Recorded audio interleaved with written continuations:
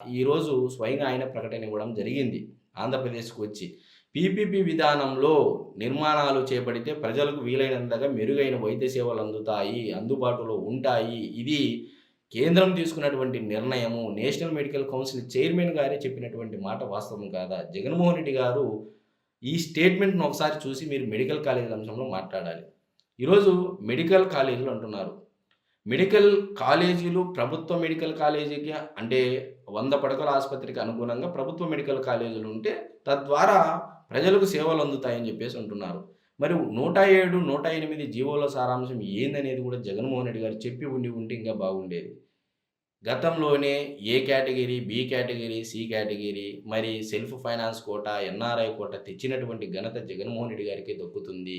మరి ఉన్నటువంటి for example 100 సీట్లలో 15% ఆల్ ఇండియా అంటే దేశం కోటా ఎవరైతే మెరిట్ బేస్డ్ మీద ఉంటారో 15% దేశం కోటా పోతే మిగిలినటువంటి 85% పేదలకి ఇవ్వాల్సినటువంటి జగన్మోహన్ రెడ్డి గారు ఆ 85%లో 50% మెరిట్ బేస్డ్ కింద పెట్టి మిగిలినటువంటి అంటే దాంట్లో ఆ 85%లో కూడా 50% మెరిట్ బేస్డ్‌కి ఇచ్చేసి మిగిలినటువంటి 50%లో 35% అంటే కన్వీనర్ కోటా, 15% ఎన్ఆర్ఐ కోటా పెట్టి 107, 108, 133 జీవోలు ఇచ్చి ఈరోజు మీరు పార్లమెంటరీ స్థాయి సంఘంలోని మీ పార్టీ సభ్యుడైనటువంటి, ఎంపీ సభ్యుడైనటువంటి డాక్టర్ గురుమూర్తి గారు కూడా ఉంటారు.